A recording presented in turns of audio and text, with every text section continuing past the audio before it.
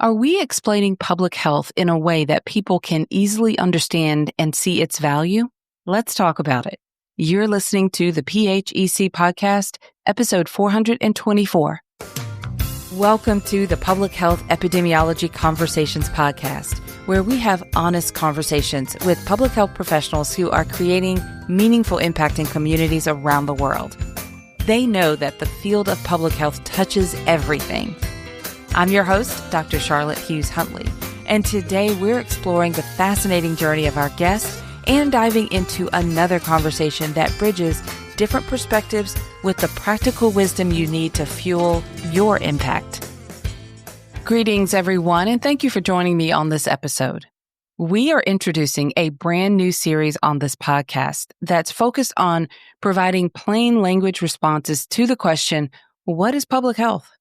I'm super excited to tell you all about it. My name is Dr. Charlotte Huntley, and I lead an epidemiology consulting firm that supports large nonprofit organizations and community health foundations. We specialize in a variety of community assessments, helping our clients communicate their health information in plain language to the community partners, as well as the broader communities that they serve. Now, the support we provide often falls in the category of strategic planning and sometimes capacity building. Please reach out to us through our website, drchuntley.com. We'd be happy to meet with you and explore how we might be able to support your organization as well. Links are also provided in the show notes to directly connect with us. Today marks the launch of our dynamic new series designed to answer one simple but crucial question. What is public health?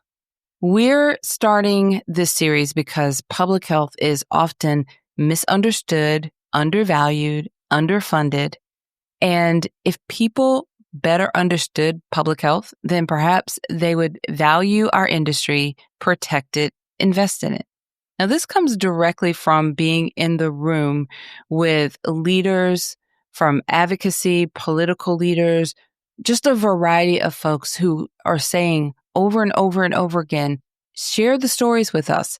Help us communicate this as we're advocating on the floor and in bigger rooms and spaces.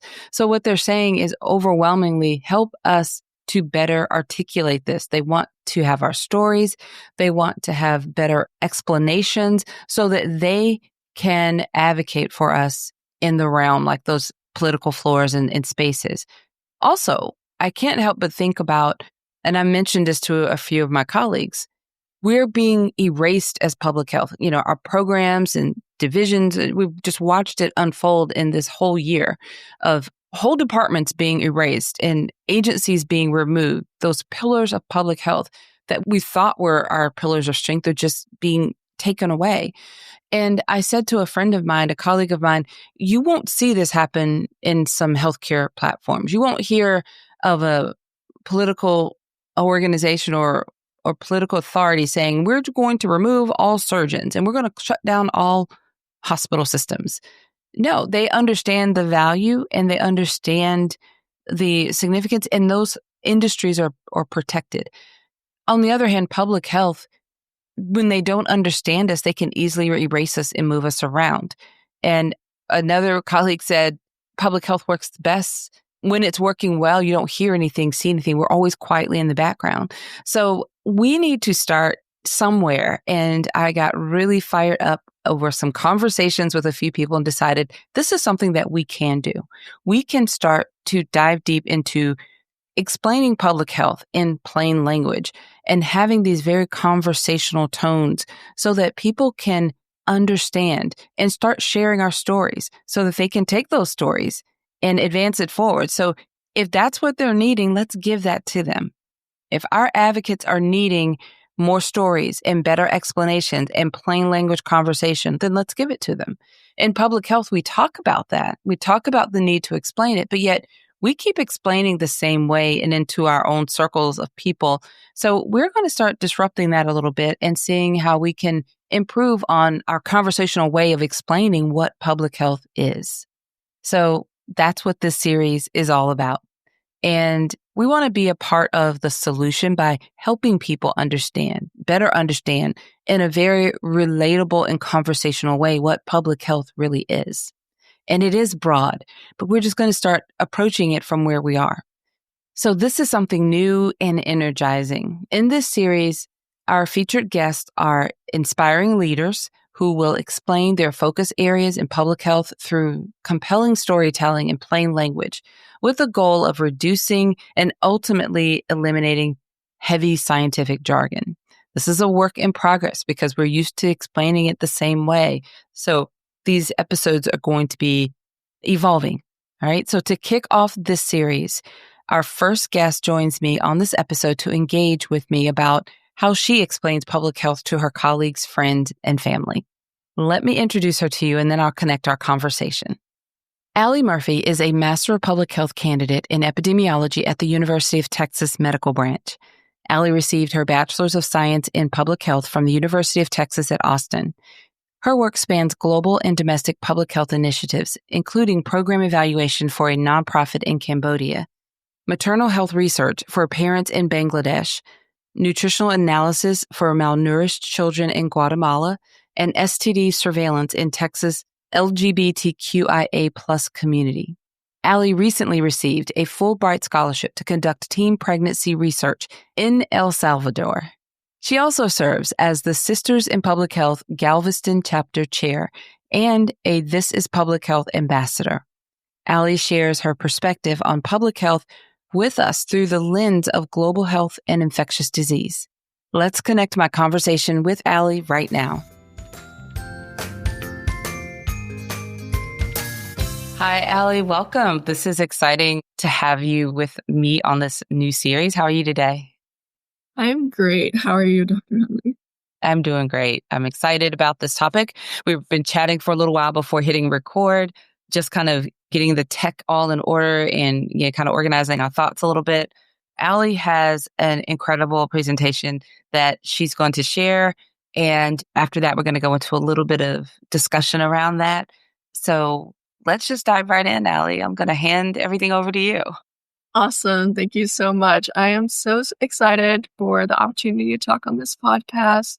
It is a topic that means a lot to me and of, sharing what public health really means. So jumping right in, hello, I'm Allie Murphy. I am a Master's of Public Health student at the University of Texas Medical Branch in Galveston, and I am also pursuing a global health certificate. So when I talk about public health, it kind of revolves around global health and infectious disease. So that's a little bit about what I'll be talking about today. So what is public health? I mean, to me, public health truly is everything. It's the air, it's your water. It can mean so many things to so many people. For me, public health is global health. It's about keeping communities safe by stopping germs from spreading. And when it comes to infectious disease, specifically, that can mean things like vaccines and hand washing and testing and making sure that people have the knowledge and the resources they need to protect themselves. It's about protecting your neighbors and empowering them to do the same for themselves and others. This is just a brief overview of kind of the different little themes I'll be talking about. Firstly, infectious disease deprioritization in the United States. Then the concept of any disease being a local disease and how pathogens or germs can travel. Then globalization, and then funding and prioritization. And lastly, disease prevention and control. So in the United States, in the global north or developed countries generally, infectious disease we've had some great triumphs and successes in the field of infectious disease. And a couple of those in the past would be smallpox eradication. The U.S. contributed a lot to the global eradication efforts through vaccinations. And then in 1980, it was declared eradicated worldwide, which is one of public health's biggest achievements. Another example is the polio vaccination campaigns that we had in the 50s. So the introduction of the polio vaccine led to a dramatic decline in cases and a lot of lives saved. And this campaign also ensured almost near universal vaccination coverage. So it was a really, really big success, and the United States has been polio-free since 1979. But there is kind of a negative to this because we've been so successful in the prevention of infectious disease. A lot of people have forgotten about how truly gruesome infectious disease can be and how dangerous it can be. And we've let infectious disease prevention kind of fall to the wayside. It's also led to some vaccination hesitancy because a lot of younger people don't really remember the era when infectious disease was, for lack of better terms, plaguing us all. And it was a common occurrence and it was a scary thing. But a lot of people don't remember that. And that's a good thing that we don't remember it. But just because we don't personally remember it doesn't mean we should still have a focus on it. So some people could ask, it's not really a problem here. Shouldn't we focus on other things? Well, infectious disease doesn't really care about citizenship, passports, borders. We're all global citizens. And with our technological advancements, a pathogen, which is a germ, a virus, bacteria, can spread from an animal to a market to a person to a plane to the entire other side of the world in just a matter of hours. So it's really difficult for it to say it's not a problem here because very quickly, anything could be a problem here. So globalization is kind of a double-edged sword. I'll define globalization really quickly. That's the growing interdependence of the world's economies, cultures, and population, which are brought about with trade in goods and services, and also just flows of people and money and information. And that's the definition by the Peterson Institute for International Economics, which globalization has a lot of positives. It brings us together as people. You can talk video call with someone halfway across the world. You can also get halfway across the world with flights, which is awesome. And, we're a lot more connected as people because of this. But because we are able to access the entire globe, so are pathogens, viruses, germs, bacteria. And a historical example of this is globalization's effect as the introduction of illness to the indigenous people of the Americas by European colonizers, which wiped out populations. This is the earlier example of globalization and its effect in infectious disease. So I'll talk a little bit more about the United States' prioritization of non-communicable diseases.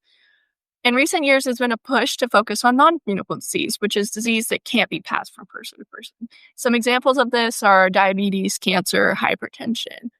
And these have all been on the rise in America. But that can be a little short-sighted because infectious disease can increase your risk for non-communicable disease and vice versa. So we have to focus on kind of all of these diseases at once. Public health doesn't work in a silo. You have to look at the big picture. So infectious disease impacts non-communicable disease, increases your risk for diabetes, hypertension, and vice versa. So, and when we don't focus on infectious disease, we can see outbreaks like the recent measles outbreak in Texas, which is my home state. And that can be really scary, and really public health departments and academics might not have the resources if we deprioritize infectious disease to handle these outbreaks when they occur. Funding in the United States. The United States has to continue to fund infectious disease prevention efforts and monitor emerging diseases abroad and at home. Infectious disease control has to be a team effort globally because we all are global citizens and we have to all work together. And we as the United States can't expect other countries, low and middle income countries, to take all the burden to handle infectious disease. We all have to play a part in this. In infectious disease and global health, nothing is a them problem. It's all an us problem. So we have to take an active role in preventing infectious disease everywhere. The United States has the resources we have, people, the knowledge, the money. So we all have a responsibility to share those resources for the betterment of everyone because, again, it's not a them problem. It's an all of us issue. So just to kind of wrap things up, infectious disease can rear its ugly head at any time. We can see this with things like the measles outbreak. So we have to maintain a strong effort to monitor, control, and prevent the spread of disease. And we also have to work to educate each other on infectious threats and individual practices that we can do to protect ourselves and each other. Thank you so much, Allie. That was amazing. I was making a few notes as you went through the presentation. I think that one of the things that stood out, not any particular order, but one of the things that stood out to me was You said infectious diseases don't care about citizenship, border, any of those things that can come in the way of being able to protect people and getting people getting information. So that's such an incredibly important point. And I like the way you phrase that. Infectious diseases really don't care about our borders, citizenship, or none of that. And I almost want like that to be pulled out and for people to like hold on to that for a minute, because you also then added, it's not a them problem, it's an us problem. So if we think about how I love the global perspective, because people can get excited about traveling to different countries if we use it in that context, traveling to all these different countries and how beautiful the experiences are and how wonderful it is. Well, that is a part of globalization. You can't embrace that piece of it and then decide, oh, well, no, that's not our problem here. That's their problem. It doesn't work like that. And I think that awareness and for people to be able to understand the context of globalization and how infectious diseases play a part of that, just speaking from like your perspective of infectious diseases, I think that creates an incredible teachable moment. So I'm going to ask a question here for you. You mentioned how it's harder for people, especially younger people, to think of or imagine a time when there was a concern about diseases and that have been eradicated, like you were mentioning it earlier in your presentation. My question is, how do you explain or hold conversations with younger people who maybe in like their early 20s where they're really becoming independent, maybe starting a family or thinking about that, in that phase, or just, getting their careers going, but they're independent on their own in that phase of life and starting to make decisions. How do you hold a conversation with someone when you're trying to get them to understand public health through like a global perspective? Yeah, that's a great question. And as someone in my early 20s, I really resonate with it because sometimes it kind of is easy to be like, this doesn't really affect me. And kind of even in, we experienced a global pandemic, but even then younger people really weren't at risk. So, or weren't as at risk as others. So kind of it was easier to be like, no, that doesn't really affect me. But it does. And there are diseases and there are mutations of diseases that do affect younger people. And, there are historical examples of that from World War I with the influenza, the Spanish flu. So I also think one of the best ways I think of phrasing it is kind of talking about truly leaning into like empathy and like, well, do you care about your elders? Do you care about your grandmother? Would you want your grandmother to get sick of this? And then kind of leaning into that, I think is one way to frame it. And again, if you're someone who's starting a family, well, children, babies, toddlers are also immunocompromised until they can, build up their immune system. And you don't want to get them sick either. So if someone is a young parent or a parent in general, I think that's one way that you can kind of talk about the importance of infectious disease and vaccinating your children so that they don't have, the ability or it's a lesser chance to get some really serious diseases. So I do think that one really good way, but, sometimes a little bit of a hard way to care about infectious disease is to see pictures of people that have had these infections in the past. And I think that measles is one that, in your head, what does a measles look like? You might not know, but, if you look at a picture of it and that might inspire you to want to take an active role in preventing measles in your community, for your own children, for other children. I think that can be a really effective way to inspire others while it can be kind of hard to look at. I do think that it's important to know. I also think that a really, really effective way is just talking to older people. I know that my grandmother she was in school when they were giving the polio vaccines, and she remembers what it was like to get the polio vaccine, and she remembers when polio was an issue. And I think that that's a really good way for younger people to care, is just having a one-on-one conversation with an elderly person. It's better if it's like your grandparent and, you resonate a little bit more with them. But if you can just find any elderly person to talk about, I'm sure that they would probably enjoy the opportunity to talk about what that was like. My grandma loves telling a story about how they gave her a little spoon with sugar on it. So I think that that's a really impactful way. And it kind of shows that, public health is, while that was something that stemmed from a really nasty disease. It kind of also brought a lot of people together. There's a whole generation that bonds over, what was it like getting a polio vaccine in school? And I think that's kind of a nice way to look at public health success. And I think that's also a really effective way for younger people who might not resonate with some of these efforts to learn about them. And again, leading with like empathy, like really taking the time to kind of understand what it felt like to be in that situation. I love that. I really do. I think you made some really great points.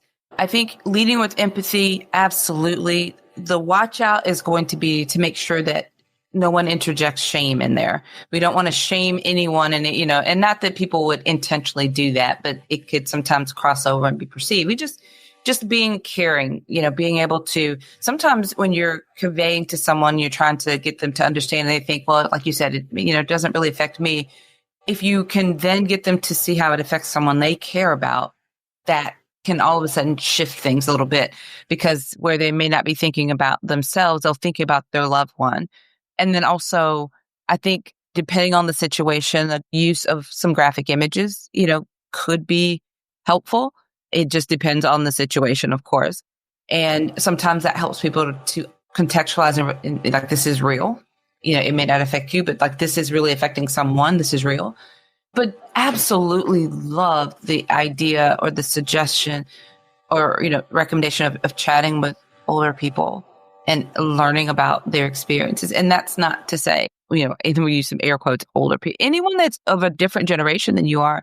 It's a really respectful approach. I think a lot of people appreciate the opportunity to share their journey, what it was like for them during that phase of time, especially when it's beyond your lifetime. So it wasn't your experience, but you get to hear from them as they walk through those shoes. I enjoy that a lot with the connection I have with family members. My older siblings are significantly older than I am. And sometimes the benefit of that is I get to hear about their lived experiences that didn't exist by the time I came along. And so you're right. I think anytime you're able to, and then my mother, I have my aunts and uncles, my older family members, just the conversations, hearing from them what things were like back during their time. It's an incredible opportunity to learn, to hear. And what you're doing also is when you take the time to hear from them and you genuinely care to hear from them, then it's reciprocated. They want to then hear what you have to say. There's that phrase that, people don't care how much you know until they know how much you care. When you take the time and you want to hear from them, you're demonstrating that you care. And that is a great way for us to be able to educate and share that resource of education, like you said, about infectious disease, globalization. It's an excellent way to have the conversation about what public health is and for people to really receive what you have to say. Yeah, I completely agree. And yeah, kind of as you said, older is a very, in quotes, because Right. every generation has had some infectious disease impact them in some way. Even my generation, I've already seen people online like, oh, I can't wait to tell my kids about how hard coronavirus was when we all shut down the schools. But every generation has been impacted by some infectious disease. So it is something that everyone has some input on. So again, it does affect all of us. So we all can, share our stories and connect with each other on a different level. And I also really loved what you said about shame. And I think that it's something that we want to obviously not incorporate in our conversations. But I think the best way to challenge and navigate with shame is just to have the conversations first. I think the more often we have these conversations and we really talk about what these different diseases mean, how to prevent them and all that, then the shame will eventually subside. Yes. It all comes in just one-on-one conversations, and let's kind of talk about it. But I do think that that's something that in these conversations obviously needs to be prioritizes, really keeping in mind, am I promoting this in a good way? How am I framing this? So I love that point. Well, I have one more thing I want to touch on before we wrap up. And you said public health doesn't work in silos. And I 100% agree. I've been on a soapbox about that on more than one occasion, especially on this podcast even. But that is so true. We work in silos because there's all these departments and divisions, very siloed in public health. But that is not how we operate. And we've been working to break those silos. But that is how we have to break it internally as an industry of professionals. But as we move into explaining public health to people in plain language and having these conversations, public health doesn't sit in its own little category. And it touches so many industries, and your globalization focus was a great example of this.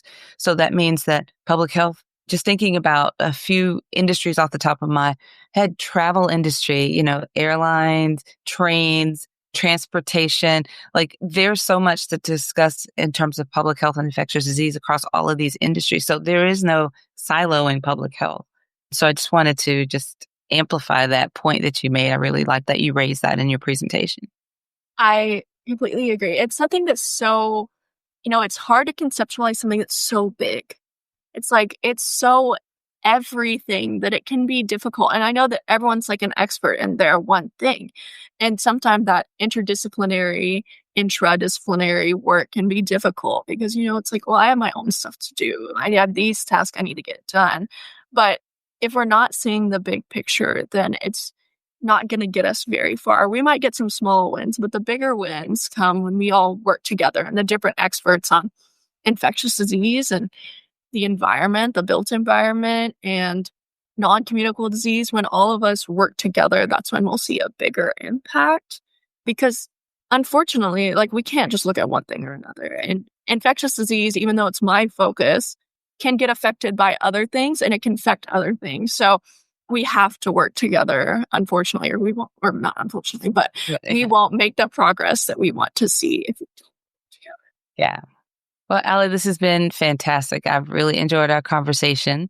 Thank you for joining me and for sharing your presentation on what is public health. I really appreciate that. And I look forward to keeping in touch and learning more. We're continuing this conversation.